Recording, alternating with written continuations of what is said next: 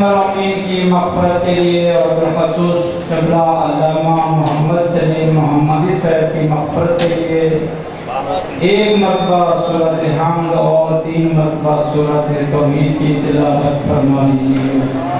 بسم اللہ الرحمن الرحیم، الحمدللہ رب العالمین، الرحمن الرحیم، مالک یوم الدین، ایاک نعبد و ایاک نستعین، اهدنا الصراط المستقیم صراط الذین انعمت علیہم غیر المغضوب علیہم ولا الضالین۔ بسم اللہ الرحمن الرحیم، قل هو اللہ احد اللہ الصمد لم یلد ولم یولد ولم یکن له کفوا احد۔ بسم اللہ الرحمن الرحیم، قل هو اللہ احد اللہ الصمد لم یلد ولم یولد ولم یکن له کفوا احد۔ بسم اللہ الرحمن الرحیم، قل هو اللہ احد اللہ الصمد لم یلد ولم یولد ولم یکن له کفوا احد۔ اللہم بس ثواب تلاوت القرآن لاموات الحاضرین بالخصوص و بالاخص علامہ محمد سلیم محمدی، اللہم اغفرہ واشرہ من نبی و اطرتہ الطاہرہ۔ قبلہ صاحب کی مغفرت کے لیے اور اپنے مرحومین کی مغفرت کے لیے بلندتر صلوات، اللہم صلی علی محمد و آل محمد وسلم۔ مختصر سا پروگرام ہے، انشاءاللہ آپ برادران بزرگان اس پروگرام میں آخر تک تشریف فرما رہیں گے، اور بہتر یہ ہے کہ آگے جو جگہ خالی ہو گئی ہے تو بزرگان جو بیٹھنا چاہتے ہیں وہ آگے تشریف لائیں، آگے والی صفیں جو کہ خالی ہو چکی ہیں۔ پھر بھی اپنی عبادت کی مقبولیت کے لیے صلوات پڑھ لیجیے۔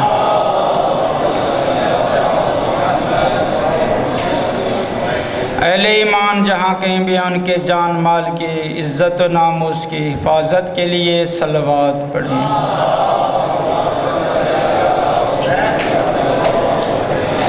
منجی عالم بشریت قائم آل محمد کے تعجیل ظہور کے لیے صلوات پڑھیں۔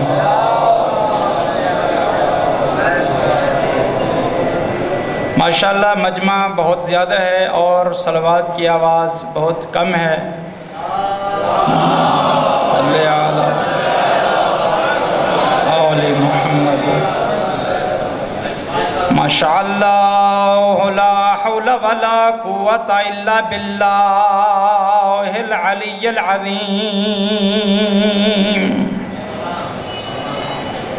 اعوذ باللہ من الشیطان اللعین الرجیم، بسم اللہ الرحمن الرحیم۔ الحمدللہ رب العالمین، الصلاۃ والسلام علی رسولہ الکریم وآلہ الطیبین الطاہرین المعصومین،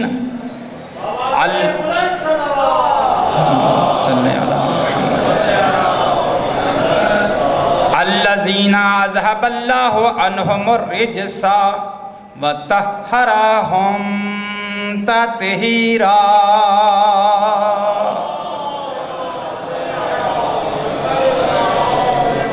لسیما بقیت اللہ العظم روحی و ارواح العالمین لہ الفداء صلوات۔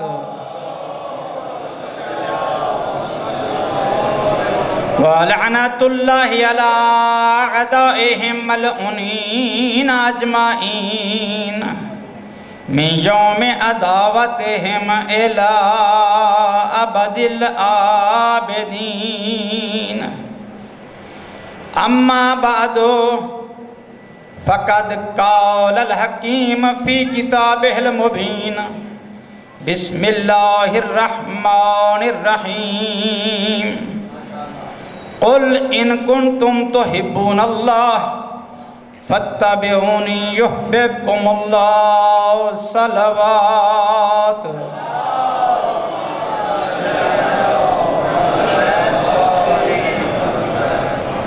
ارشاد رب العزت سورۃ آل عمران میں ہو رہا ہے، اے میرے حبیب ان انسانوں کو کہہ دو، ان مسلمانوں کو کہہ دو، ان کنتم تحبون اللہ، اگر تم چاہتے ہو کہ تم اللہ سے محبت کرو۔ محبت کبریا پر انشاءاللہ کچھ جملے آپ کی خدمت میں پیش کریں گے۔ ان کنتم تحبون اللہ، اگر تم چاہتے ہو کہ تم اللہ سے محبت کرو تو پھر کیسے ہوگا، کیسے اللہ سے محبت ہوگی؟ ان کنتم تحبون اللہ، اگر تم اللہ سے محبت کرنا چاہتے ہو، فاتبعونی یحببکم اللہ، تم میری اطاعت کرتے جاؤ گے، میری پیروی کرتے جاؤ گے، اللہ تم سے محبت کرنا شروع کر دے گا۔ اگر تم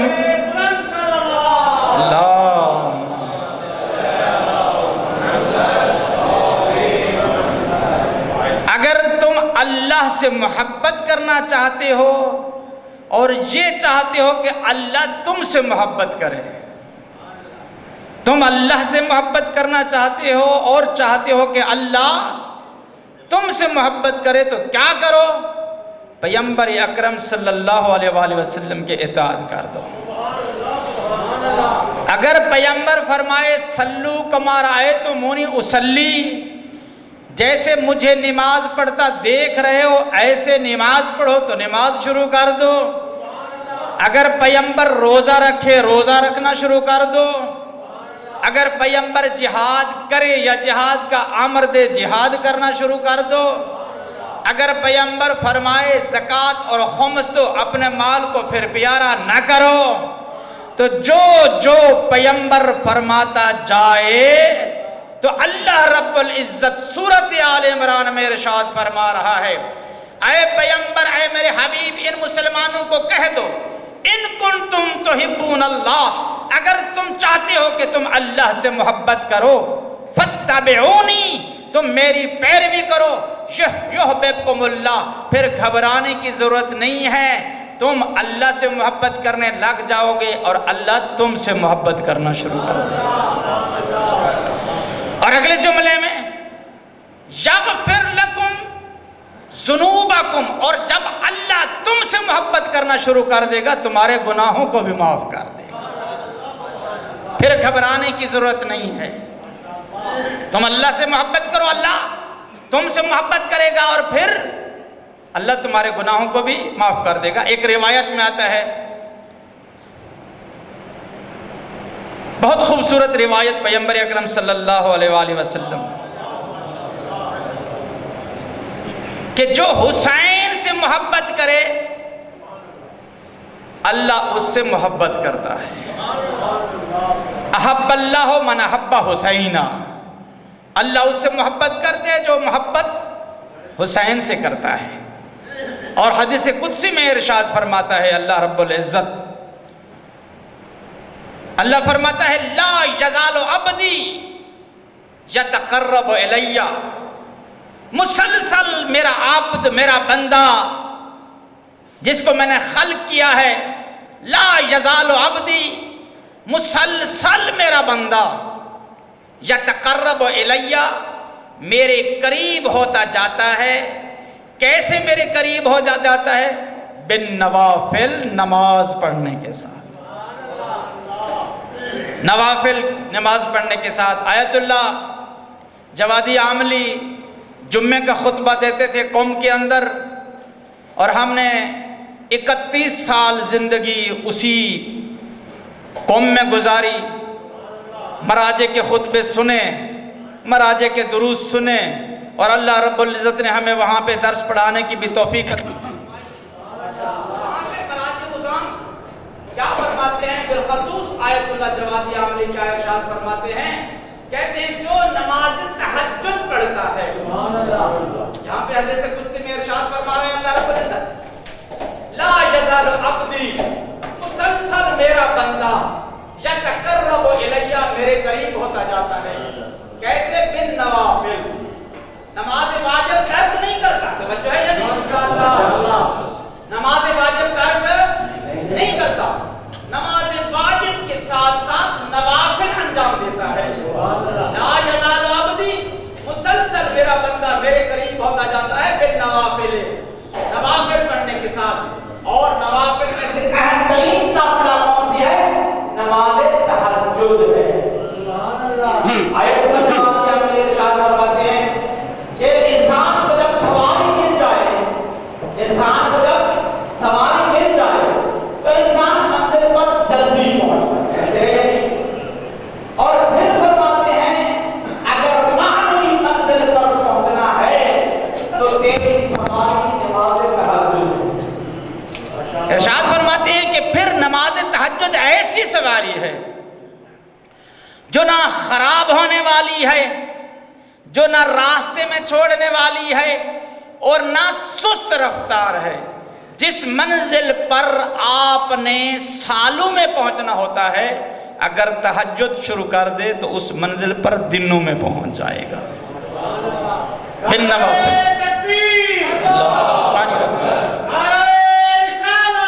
یا رسول اللہ، یا اللہم صلی علی محمد وآل محمد۔ پھر اللہ ارشاد فرماتا ہے جب نوافل کے ذریعے میرا بندہ میرے قریب ہو جاتا ہے، پھر ارشاد فرماتے ہیں اللہ رب العزت تو میں اس سے محبت کرنے لگ جاتا ہوں، میں اس سے محبت کرنے لگ جاتا ہوں۔ پھر اللہ فرماتا ہے ان احببتہ، اگر میں اس سے محبت کرنے لگ جاؤں، کنت سمع الذی یسمع بہ، میں اس کی وہ سماعت بن جاتا ہوں جس سے وہ سنتا ہے۔ توجہ فرمائی آپ نے، میں اس کی وہ سماعت بن جاتا ہوں جس سے وہ سنتا ہے۔ وَلِسَانُهُ الَّذِي يَنْطِقُ بِهِ، میں اس کی وہ زبان بن جاتا ہوں جس سے وہ بولتا ہے۔ یعنی اللہ یہ چاہتا ہے اے میرا انسان تو میرے قریب تو ہو جا، میں تیرے اتنا قریب ہو جاؤں گا کہ پھر تو اپنے حبل الورید میں اگر دیکھے گا تو میں خدا نظر آؤں گا۔ اب یہ انسان سوچتا ہے بعض اوقات کہ کیسے اللہ انسان کے سم بن جاتا ہے اور کیسے اللہ لسان بن جاتا ہے۔ میں کہتا ہوں یہاں سوچنے کی ضرورت نہیں ہے، یہاں گھبرانے کی ضرورت نہیں ہے، بلکہ اس کا مفہوم اور معنی یہ ہے اس وقت تیری زبان جب تو اللہ کا بندہ بن جائے اور اللہ تجھ سے محبت کرنے لگ جائے اور تو محبوب کبریا بن جائے، اس وقت تیری سماعت تیری نہیں رہے گی بلکہ سماعت رحمانی بن جائے گی۔ یعنی جب تو سنے گا تو غلط بات کو نہیں سن سکے گا، اسی کو سنے گا جس کو اللہ چاہے گا۔ اور پھر تیری زبان نہیں رہے گی، پھر لسان اللہ بن جائے گی۔ پھر کیا مطلب ہوگا کہ تیری زبان کسی غلط شے کو بولے گی نہیں بلکہ اسی چیز کو بولے گی جو اللہ چاہے گا۔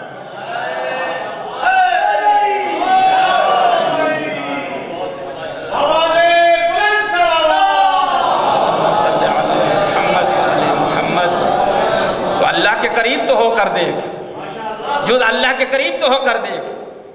اللہ کہہ رہا ہے ان احببتہ، اگر میں اس سے محبت کرنے لگ جاؤں، کنت سمع الذی، میں اس کی وہ سماعت بن جاتا ہوں، یسمع بہ، جس سے وہ سن رہا ہوتا ہے، کنت لسانہ الذی، میں اس کی وہ زبان بن جاتا ہوں، ینطق بہ، جس سے وہ بول رہا ہوتا ہے، کنت یدہ الذی، میں اس کے ہاتھ بن جاتا ہوں، یبطش بہا، جس کے ساتھ وہ اپنے کام کا توجہ ہے یا نہیں ہے۔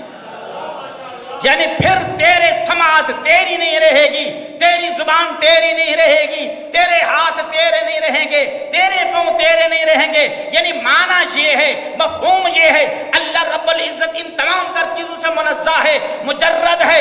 اللہ تعالیٰ مادیات نہیں ہے، مادہ نہیں ہے، اللہ مافوق مادہ ہے، اللہ بسیط ہے، اللہ واحد ہے، اللہ بے مثل و بے مثال ہے۔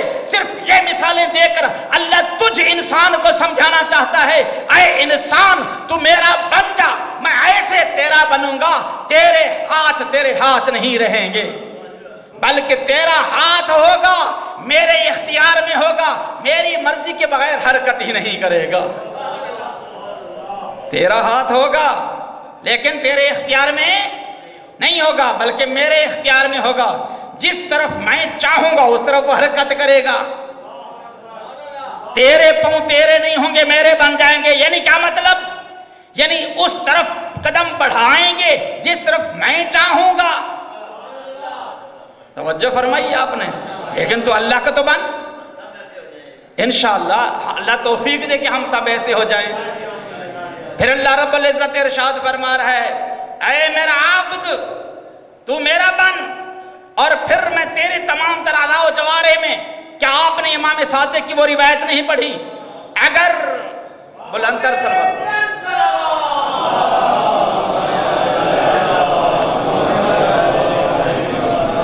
ارشاد ہے مولا کا کہ جب انسان جوان ہو، اذا قرأ القرآن وهو شاب، روایت جب ایک انسان قرآن پڑھے اور وہ جوان ہو، جب جوانی کے عالم میں تو ترجمے کے ساتھ، مفاہیم کے ساتھ، سمجھنے کے ساتھ قرآن کی تلاوت کرتا ہے، صادق آل محمد ارشاد فرما رہے ہیں وہ قرآن اس کے خون میں منتقل ہو جاتا ہے، وہ قرآن اس کے گوشت کا حصہ بن جاتا ہے، وہ قرآن اس کے ہڈیوں کا حصہ بن جاتا ہے، قرآن ایسے اس کے جسم کا حصہ بنتا ہے کہ اب قرآن کو اس کے جسم سے جدا کرنا مشکل ہو جاتا ہے۔ اب وہی قرآن ہوگا، وہ انسان ہوگا، اگر قبر میں چلا بھی جائے تو قرآن کے نور کے ساتھ جائے گا اور قرآن اس کی بخشش کرنے والا ہوگا۔ اے انسان تو اللہ والا بن تو صحیح، اللہ والا بن تو صحیح، اللہ والا بننے کی ضرورت ہے نا۔ اسی وجہ سے ہم دیکھتے ہیں امیر المؤمنین علی ابن ابی طالب،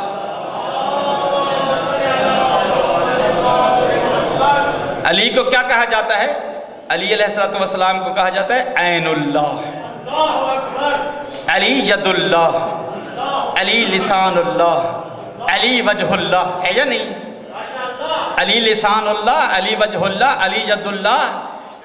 اب علی کیسے لسان اللہ ہے؟ یعنی علی کی زبان ایسی زبان ہے جو اللہ کے اختیار کے بغیر بولتی ہی نہیں ہے۔ میں ایک واقعہ سناؤں، خلیفہ دوم کا زمانہ ہے، توجہ رہے، بڑے شوق اور ذوق کے ساتھ ذکر اہل بیت کو سنیے، کیونکہ میں قرآن اور روایت کے علاوہ کبھی بولا ہی نہیں ہوں، نہ کسے آتے ہیں نہ سنانے کی عادت ہے۔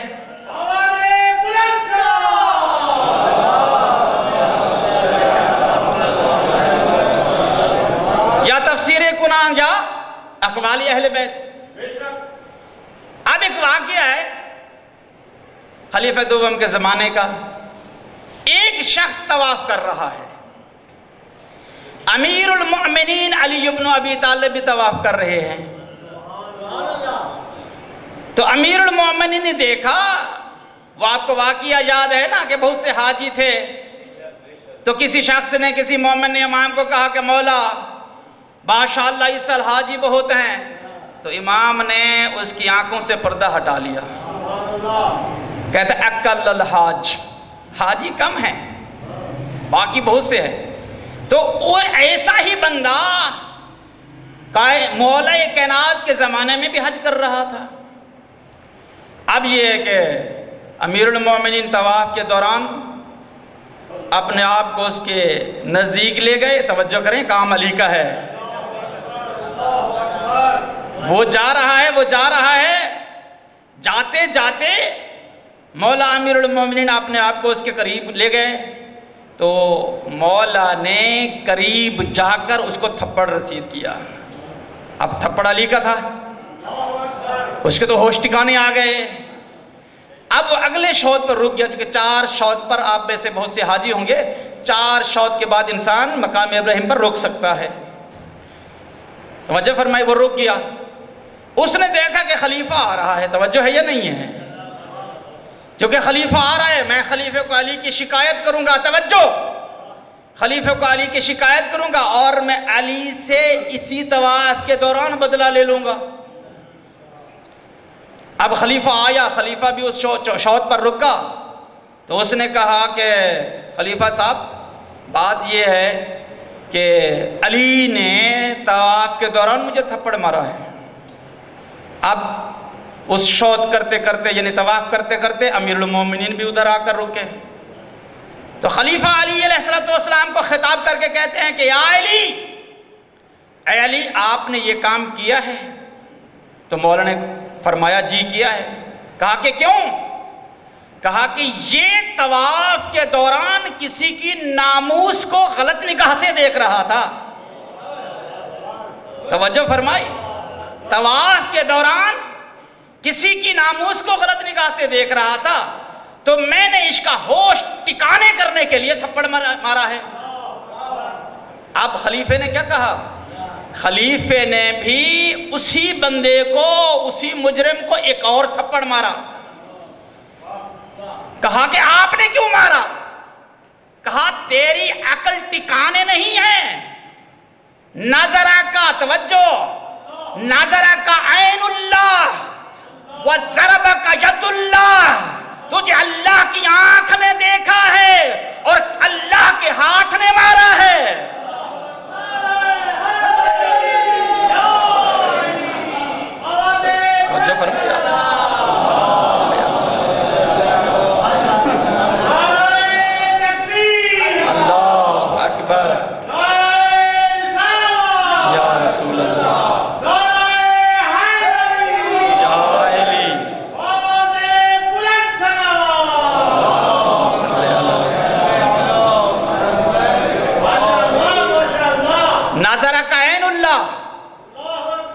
تجھے عین اللہ نے دیکھا ہے، اللہ کی آنکھ نے دیکھا ہے.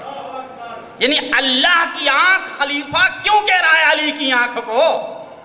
کوئی بات سمجھ میں آنے والی ہے یا نہیں؟ اس لیے خلیفہ کہہ رہا ہے امیر المومنین کی آنکھ کو کہ علی کی آنکھ کبھی دیکھتی نہیں تھی کس طرف؟ جہاں اللہ کی مرضی نہیں ہوتی تھی. جہاں اللہ کی مرضی ہوتی علی کی آنکھ دیکھتی، تو علی کی آنکھ کو عین اللہ کہا جاتا تھا.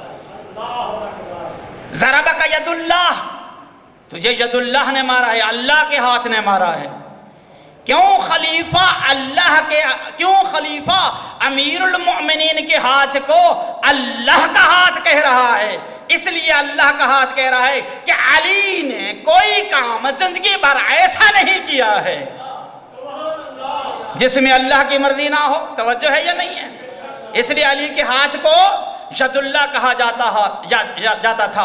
اور یہ کوئی بعد کی بات نہیں ہے، خود پیغمبر کے زمانے میں بھی علی کے ہاتھ کو ید اللہ کہا جاتا تھا، علی کے چہرے کو وجہ اللہ کہا جاتا تھا، علی کی زبان کو لسان اللہ کہا جاتا تھا، علی کی آنکھ کو عین اللہ کہا جاتا تھا، علی کو لحم اللہ کہا جاتا تھا، علی کے چہرے کو وجہ اللہ کہا جاتا تھا. اسی وجہ سے تو جب خلیفے کے پاس یہ بات پہنچی تو خلیفہ کہنے پر مجبور ہو گیا، اے شخص تو نے یہ جو جرم کیا ہے تجھے کس نے دیکھا ہے؟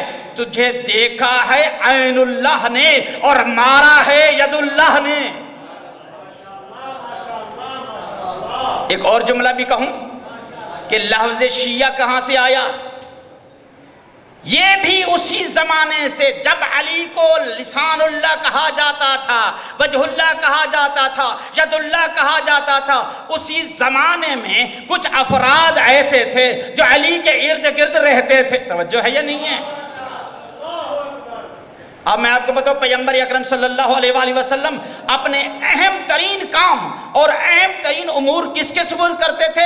امیر المؤمنین علی بن ابی طالب کے سپرد کرتے تھے. امیر المؤمنین علی بن ابی طالب کے جب سپرد کرتے تھے تو اب امیر المؤمنین تنہا وہ کام انجام نہیں دیتے تھے بلکہ علی کے ارد گرد دائیں بائیں آگے پیچھے یمین یسار کچھ افراد ہوتے تھے. ان افراد میں کہیں کمبر ہوتا تھا، کہیں سلیمان ہوتا تھا، کہیں بوزر ہوتا تھا. توجہ ہے یا نہیں ہے؟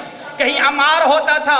امیر المؤمنین اشارہ کرتے تھے، ادھر سے یہ وہ کام انجام دے دیتے تھے، فرق نہیں کرتے تھے. اب ان افراد کو جو علی کی طرف یا علی کے امر کی طرف یا علی کے حکم کی طرف یا علی کے اشارے کی طرف ہر لمحہ منتظر رہتے تھے کہ علی کا اشارہ آئے، علی کا امر آئے، علی کا ارادہ ہو، ہم کام کر گزریں. توجہ ہے یا نہیں ہے؟ تو ان افراد اللہم صلی علی محمد، تو ان افراد کو کیا کہا جاتا تھا؟ جب علی جا رہے ہوتے تھے اور ساتھ وہ بھی ہوتے تھے تو اصحاب بیٹھے ہوئے کہتے تھے یہ کون جا رہے ہیں؟ تو جواب دینے والا جواب دیتا تھا یہ علی اور اس کے شیعہ جا رہے ہیں، یہ علی اور اس کے شیعہ جا رہے ہیں، یعنی علی اور اس کا گروہ جا رہے ہیں۔ شیعہ کا معنی گروہ ہوتا ہے۔ اللہم صلی علی محمد۔ شیعہ کا معنی گروہ ہوتا ہے، یعنی علی اور علی والے جا رہے ہیں، علی اور علی کا گروہ جا رہے ہیں۔ اب شیعہ کیا تھے، کیسے تھے؟ شیعہ وہ تھے جن لوگوں نے کبھی جب امام نے کہا ہو انہوں نے امام کے قول سے یا امام کے عمل سے یا امام کے اشارے سے یا امام کے ارادے سے فلسفے نہیں نکالے کہ علی کیوں کہہ رہے ہیں، علی کیوں یہ بات کر رہے ہیں، علی کیوں یہ سوچ رہے ہیں، بلکہ جو علی نے سوچا انہوں نے بغیر کسی سوچے کر دکھایا۔ ان کو کہتے ہیں شیعہ۔ توجہ ہے یا نہیں ہے؟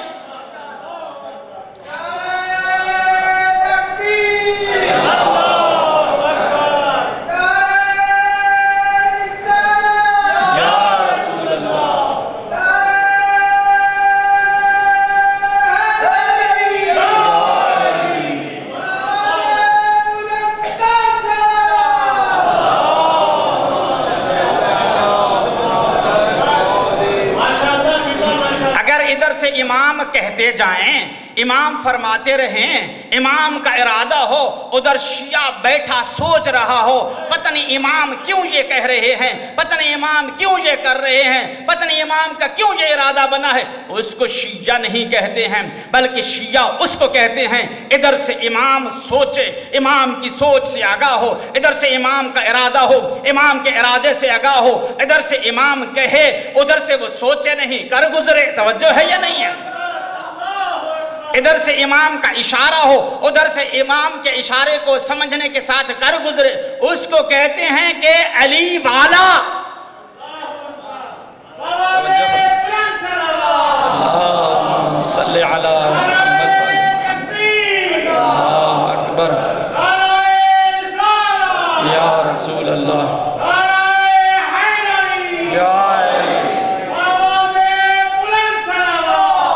صلی علی محمد وآل محمد۔ اور یہ علی اور اہل بیت محمد جتنے بھی تھے یہ ساری کے سارے اللہ سے محبت کرتے تھے اور اللہ ان سے محبت کرتا تھا۔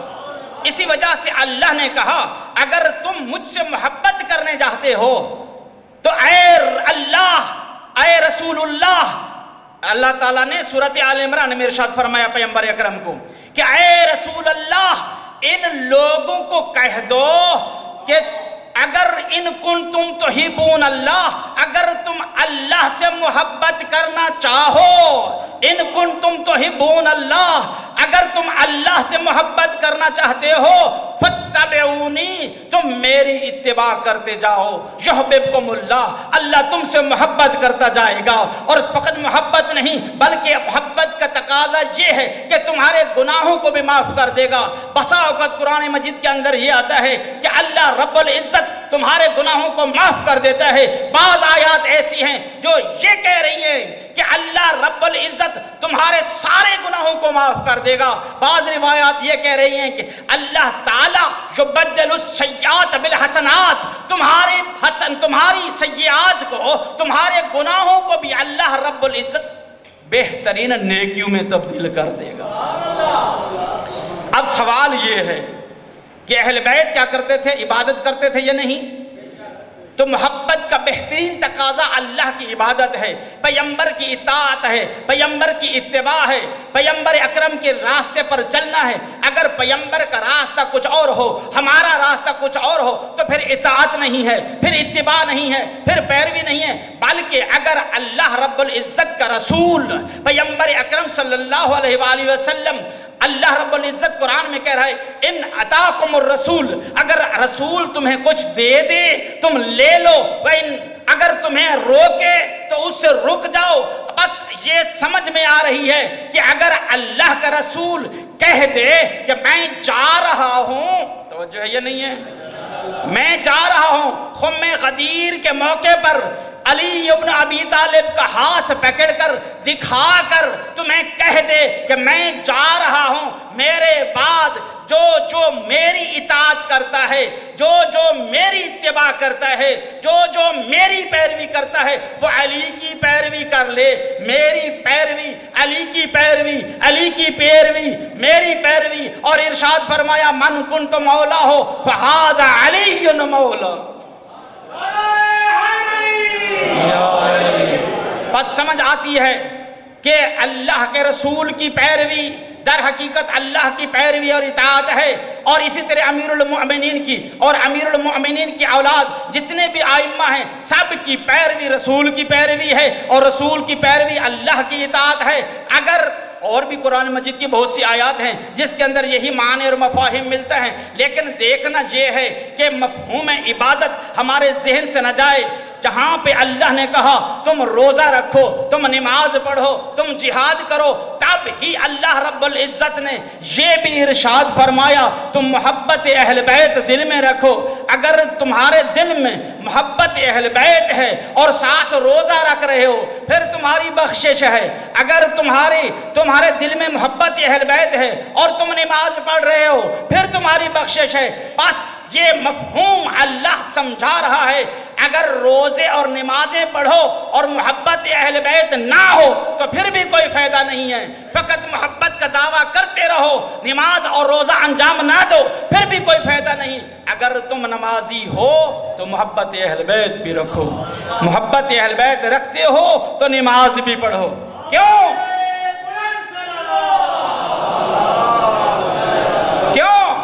علی ابن ابی طالب امیر المؤمنین جب پیدا ہوئے سر پہ سجود تھا۔ صادق آل محمد فرما رہے ہیں اے میرے ماننے والو، ہمارے لیے باعث عزت بنو، باعث ننگوار نہ بنو۔ اگلے جملے میں ارشاد فرما رہا ہے صادق آل محمد لمبے لمبے سجدے کرو اور طولانی ترین رکوع کرو۔ کیوں؟ فرماتے ہیں کہ شیطان جب تم رکوع کرتے ہو اور جب تم سجود کرتے ہو تمہارے رکوع اور سجود پر شیطان کی چیخیں نکل جاتی ہیں، شیطان کی چیخیں نکلتی ہیں۔ اب ایک مرتبہ خراسان کا قافلہ گیا امام صادق علیہ السلام کے پاس۔ بلندتر صلوات پڑھیں۔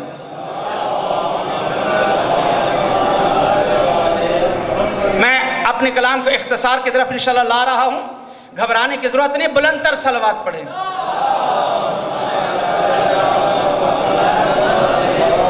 خراسان کا ایک قافلہ صادق آل محمد کے پاس مدینے میں پہنچتا ہے،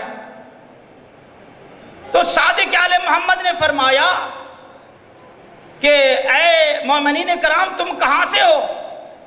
تو انہوں نے کہا مولا ہم خراسان سے ہیں۔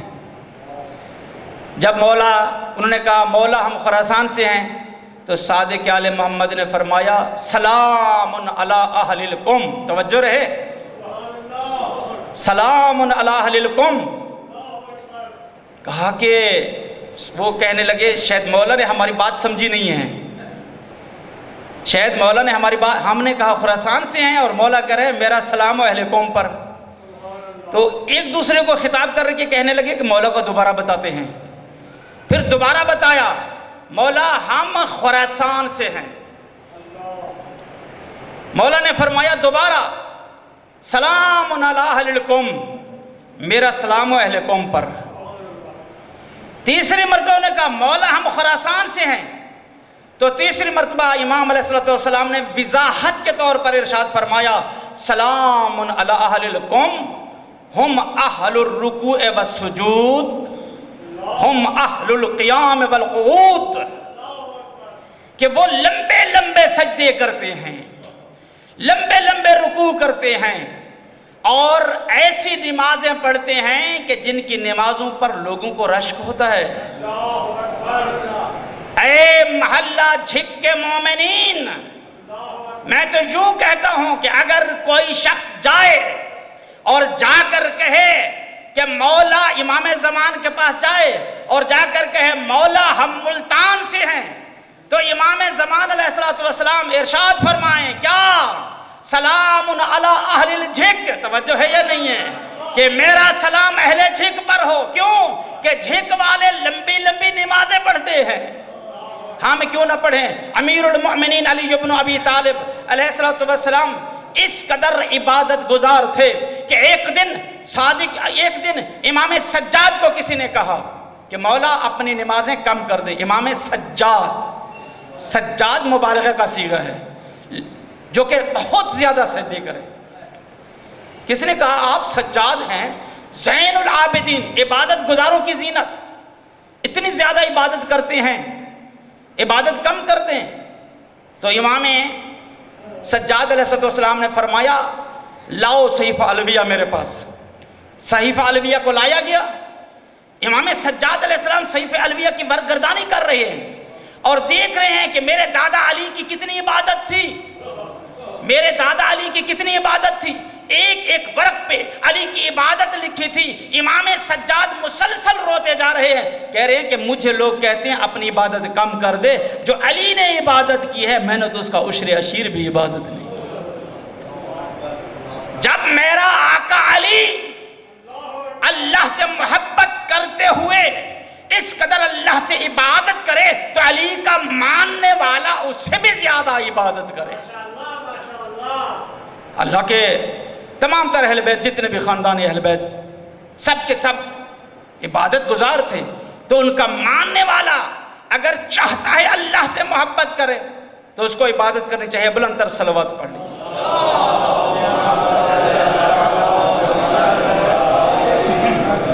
لہذا عبادت میں سستی مومن کے لیے جائز نہیں ہے. اسی علی عبادت گزار علی کو اللہ نے دیا بیٹا جس کا نام ہے حسین. اللہ نے دیا بیٹا جس کا نام ہے حسین. پیغمبر اکرم آتے ہیں، آ کر کہتے ہیں میری لخت جگر فاطمہ، میرے جگر کا ٹکڑا فاطمہ، مجھے دو حسین. میں حسین کی خوشبو سونگھ لوں، میں حسین کے رخسار چوم لوں، میں حسین کے لبوں کا بوسہ لے لوں. عزادارو جب بھی مظلوم کربلا بہشت کے لیے چاہتے تھے، بہشت کے لیے اداس ہوتے، بہشت کی خوشبو سونگھنا چاہتے ہوتے، تو میرے آقا رسول دو عالم سلطان الانبیاء نبیوں کے سردار جب مشتاق ہوتے بہشت کے لیے وہ حسین کی خوشبو سونگھ لیا کرتے تھے، حسین کو چوم لیا کرتے تھے. پیغمبر نے کہا مجھے دو حسین، میں حسین کی خوشبو سونگھ لوں، میں حسین کی زیارت کر لوں، میں حسین کے لبوں کا بوسہ لے لوں. پیغمبر کو دیا گیا حسین ہے. اب پیغمبر نے اپنا چہرہ حسین کے چہرے کے نزدیک کیا. جب حسین کو چوم رہے تھے جبریل نے کہا اے رسول دو عالم، جس حسین کو چوم رہا ہے یہی حسین کربلا کے لقدق صحرا میں پیاسا شہید کیا جائے گا. اب پیغمبر نے گریہ کرنا شروع کیا. امیر المؤمنین جس سے پیغمبر کا گریہ زندگی بھر برداشت نہ ہوا، علی سوال کرتے ہیں اے پیغمبر دو عالم، اللہ نے تجھے بیٹا دیا ہے، دنیا کا دستور یہ ہے جب اللہ بیٹے دیتا ہے دنیا والے خوشی کیا کرتے ہیں. آپ نے رونا شروع کیا. پیغمبر دو عالم نے کہا اے علی میں نہ روتا، لیکن جبریل نے مجھے 4 مصیبتوں کی خبر دی ہے، 4 مصیبتوں کی خبر دی ہے. ان 4 مصیبتوں کی خبر سن کر میں نے رونا شروع کیا ہے. اب علی سوال کر رہے ہیں، رسول جواب دے رہے ہیں، زہرا سن رہی ہے. علی نے سوال کیا پیغمبر دو عالم مجھے بتائیے وہ کون سی 4 مصیبتیں ہیں جو تجھے جبریل نے بتائی جن پہ آپ کا گریہ نہ طاری ہوا. پیغمبر عالم نے فرمایا اے علی میرے بعد میری بیٹی کو تماچے لگیں گے. اے علی میرے بعد میری لخت جگر زہرا کو तमाचे लगेंगे। उन लगने वाले तमाचों ने मुझे रुला दिया।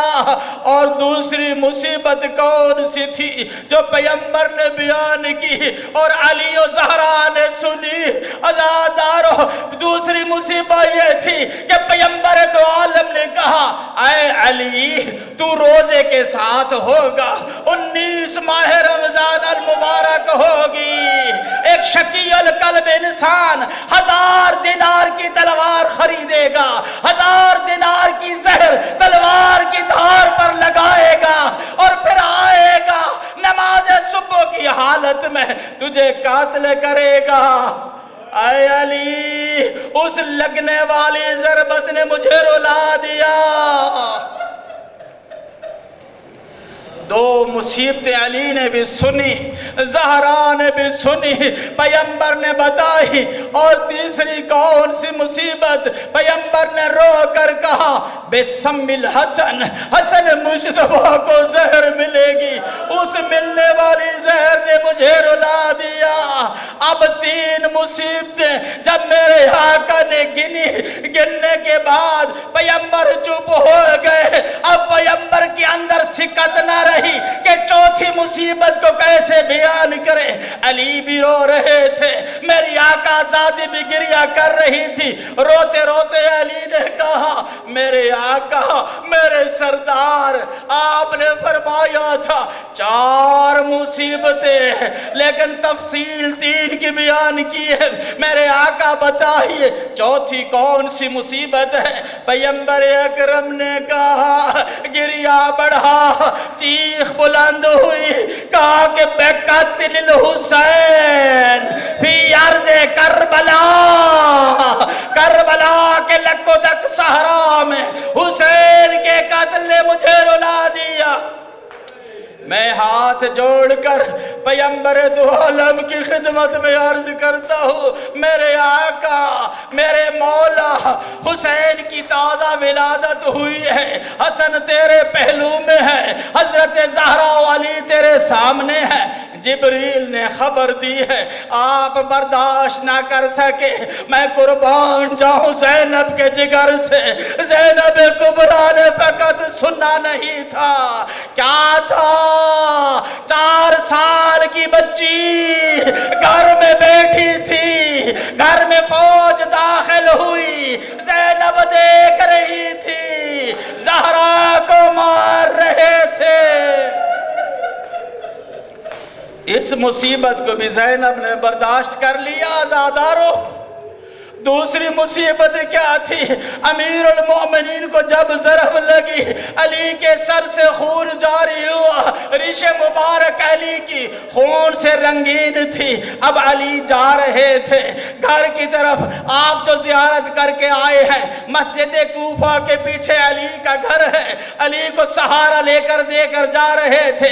कभी अली दाएं झुक जाते थे, कभी अली बाएं झुक जाते थे। अगर अली दाएं झुकते, हसन सहारा देते थे, अगर अली बाएं झुकते, हुसैन सहारा देते थे। अब अली को सहारा देकर लेकर जा रहे हैं घर की तरफ। मेरी एक मंजर पर निगाह पड़ती है, मकतल कहती है, कद मालल हुसैन जमीना व कद मालल हुसैन जमीना व कद मालल हुसैन शिमाला। करबला के मैदान में जैसे अली झुक रहे थे, ऐसे कभी हुसैन दाएं झुकते थे, कभी हुसैन बाएं झुकते थे। मैं अर्ज करता हूं, आया अली, अगर आप दाएं झुकते हैं, हसन सहारा देते हैं, अगर आप बाएं झुकते हैं, हुसैन सहारा देते हैं। अब हुसैन है, करबला का मैदान है, कभी दाएं झुक रहा है, कभी बाएं झुक रहा है। हुसैन को कौन सहारा दे? और हुसैन खुद नहीं झुक रहे थे। अगर दाएं तरफ से तीर आता, हुसैन को बाएं झुका देता था, अगर बाएं से पत्थर आता, हुसैन को दाएं झुका देता था। अज़ादारों, अली को लेकर गए घर की तरफ। ज़ैनब कुबरा ने देखा, ज़ैनब की चीख बुलंद हुई, علی کے سر پہ زینب کبریٰ پٹیا باندھ رہی تھی، بابا کے سر سے خون صاف کر رہی تھی۔ زینب نے اس مصیبت کو بھی دیکھا، زینب نے برداشت کیا۔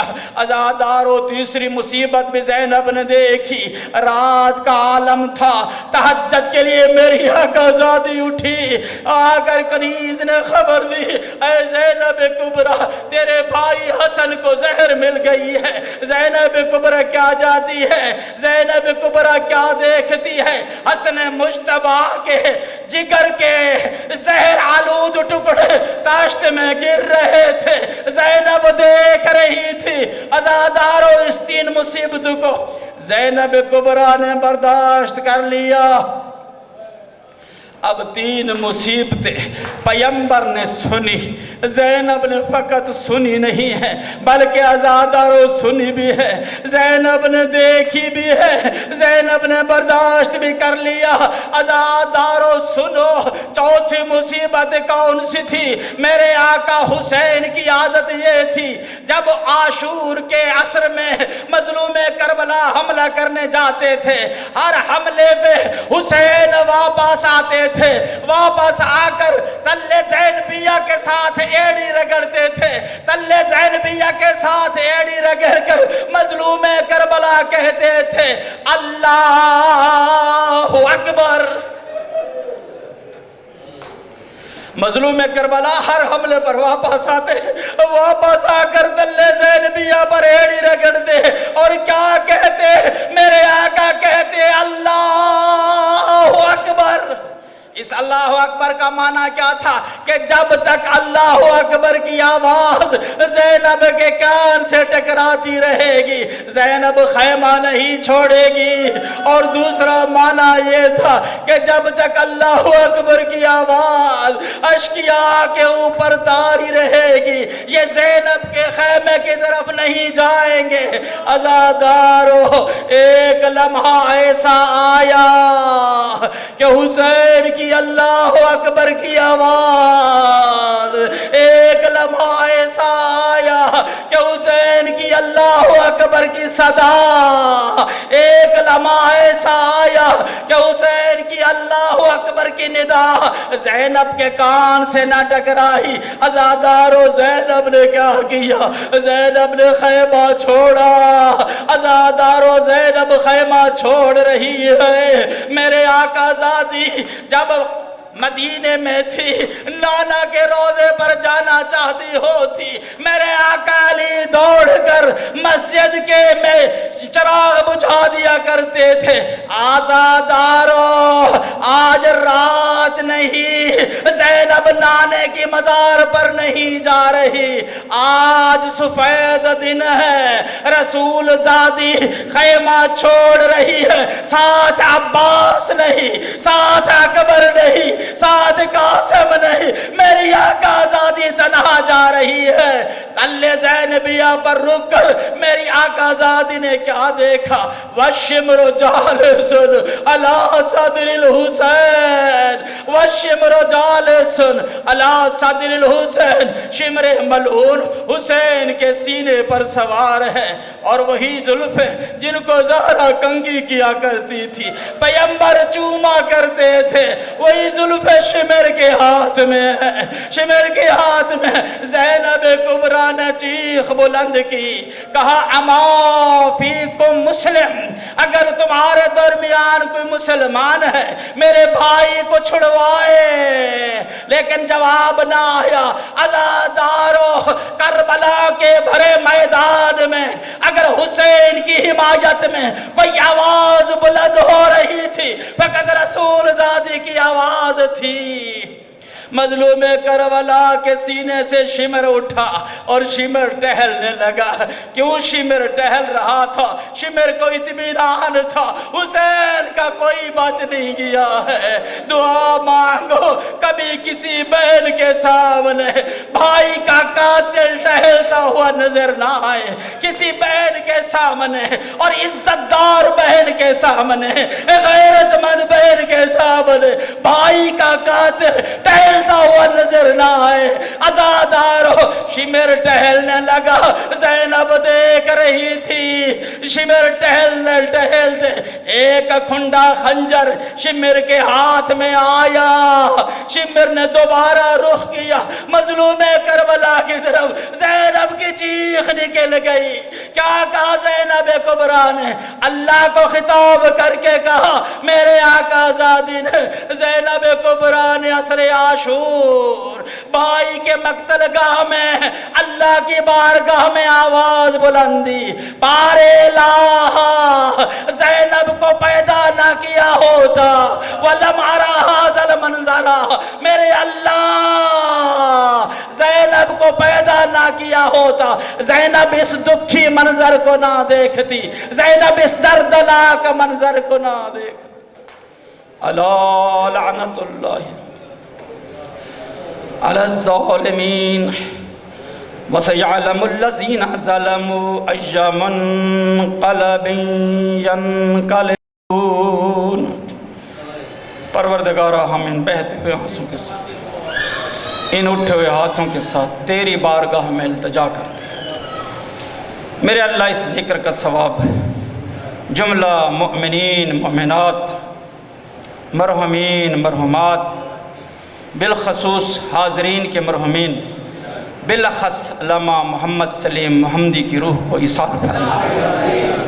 صرف آپ اجازت دیں، ہمارے پاس قاری صاحب ہیں، ایک مرتبہ سورۃ حمد اور 3 مرتبہ سورۃ توحید کی تلاوت اپنے خوش الہان لہجے میں وہ تلاوت کر لیتے ہیں، اس کے بعد ہم دعا مانگ لیں تاکہ ایک ختم کا ثواب بھی مل جائے۔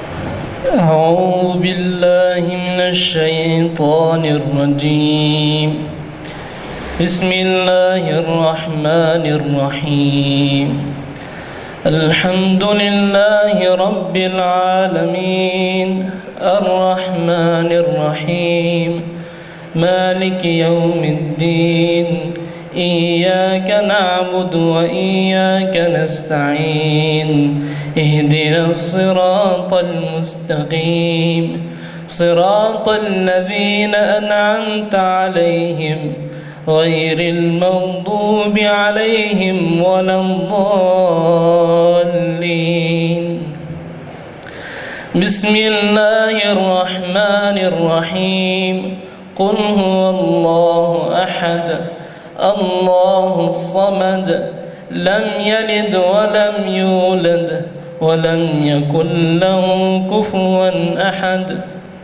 بسم الله الرحمن الرحيم، قل هو الله أحد الله الصمد لم يلد ولم يولد ولم يكن له كفوا أحد۔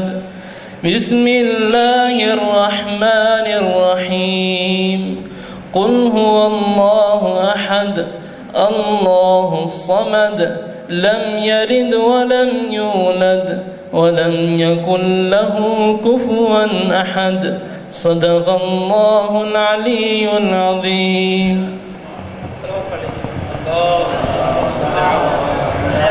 محمد پروردگارہ محمد والے محمد علیہ السلام کے صدقے اہل ایمان نے جتنا درود شریف پڑھا ہے، قاری صاحب نے قرآن مجید کا ختم پڑھا ہے، میرے اللہ محمد والے محمد کے صدقے اس ذکر کا ثواب، ختم قرآن کا ثواب، اہل ایمان نے جو درود شریف پڑھا ہے اس کا ثواب، اور سال بھر میں جتنے بھی کار خیر انجام پائے ہیں بحق محمد والے طاہرین کا ثواب، میرے اللہ مرحوم علامہ محمد سلیم محمدی صاحب کے روح کو ایصال فرما، میرے اللہ ان کے درجات بلند فرما، اعلیٰ علیین میں بہترین مقام عطا فرما۔ وہ ایک عالم بعمل تھے، حج و زیارات کربلا معلیٰ نجف اشرف قم میں کافی عرصہ رہے، مشہد مقدس میں کافی عرصہ رہے۔ میرے اللہ محمد و آل محمد علیہ السلام کے صدقے ان کے تمام تر اعمال حسنہ کو اپنے درجہ مقبولیت پہ فائز فرما۔ میرے اللہ محمد و آل محمد کے صدقے اس کی قبر پر خصوصی رحمت و نعمت انعام و اکرام کا نزول فرما، ان کے درجات عالی ہیں متعالی فرما، اور پروردگارہ ان کی قبر کو بہشت کے لیے دروازہ قرار دے۔ میرے اللہ محمد و آل محمد کے صدقے لباس بہشتی سے مزین و منور فرما۔ میرے اللہ محمد و آل محمد کے ساتھ محشور فرما، محمد و آل محمد کی شفاعت نصیب فرما، لوائے حمد کا سایہ نصیب فرما۔ میرے اللہ محمد و آل محمد علیہ السلام کے صدقے تمام تر حاضرین کے مرحومین اور قبلہ محمدی صاحب کے خاندان کے تمام تر مرحومین میرے اللہ سب کی مغفرت فرما، سب کے لغزشیں اور خطائیں معاف فرما، سب کو جوار رحمت اہل بیت میں بہترین مقام عطا فرما، سب کو بہشت بری کے لباس سے منور فرما۔ پروردگار محمد و آل محمد کی شفاعت نصیب فرما، سب کو لوائے حمد کا سایہ نصیب فرما۔ میرے اللہ محمدی صاحب کے پسماندگان، ان کی اہلیہ اور ان کے بچوں کو محمد و آل محمد کے صدقے ہر قسم پریشانی سے محفوظ فرما، ارض اور سماوی بلیات و آفات سے محفوظ فرما، شر جن و انس سے محفوظ فرما، شر اعداء و شر حاسدین سے محفوظ فرما، انہیں حلال رزق وافر عطا فرما، ہر قسم پریشانیوں سے محفوظ فرما۔ میرے اللہ محمد و آل محمد علیہ السلام کے صدقے اس اجتماع میں جتنے بھی مومن موجود ہیں میرے اللہ سب حاجات لیے ہوئے ہیں، سب کے حالات سے تو باخبر ہے، سب کے ارادوں سے تو آگاہ ہے۔ پروردگارہ تمام تر اہل ایمان کے حوائج شرعیہ پورے فرما، سب کے نیک ارادے پورے فرما، سب کے لغزش و خطاؤں کو معاف فرما۔ میرے اللہ ہم سب پر اپنی رحمت و نعمت کا نزول فرما، سب کے گھروں میں خیر و برکت کا نزول فرما، اگر کوئی پریشان ہے پریشانیاں دور فرما، مقروضوں کے قرض ادا فرما، بیماروں کو شفائے کامل عطا فرما، ناحق قیدیوں کو قید سے رہائی عطا فرما۔ میرے اللہ بے اولاد مومنین کو اولاد نرینہ عطا فرما، بے روزگاروں کو روزگار فراہم فرما، جو مومنین حج و زیارات کے ارادے رکھتے ہیں ان کے ارادے پورے فرما، مزارات مقدسہ کا تحفظ فرما، مزارات بقیع کو آباد فرما، مزارات بقیع پہ رونقیں بحال فرما۔ پروردگارہ محمد و آل محمد کے صدقے حوزہ علمیہ کو ترقی عطا فرما، ہمارے ادارے کو دن دگنی رات چگنی ترقی عطا فرما، ادارے کے معاملین کے مرحومین کے مغفرت فرما، مراجع عظام کا سایہ طولانی فرما، رہبر معظم کا سایہ طولانی فرما، انقلاب اسلامی کو دوام نصیب فرما، پاکستان میں استحکام عطا فرما، پاکستان میں رہنے والے تمام تر اہل ایمان کے جان مال عزت و ناموس کا تحفظ فرما۔ میرے اللہ محمد و آل محمد کے صدقے منجی عالم بشریت قائم آل محمد کا جلد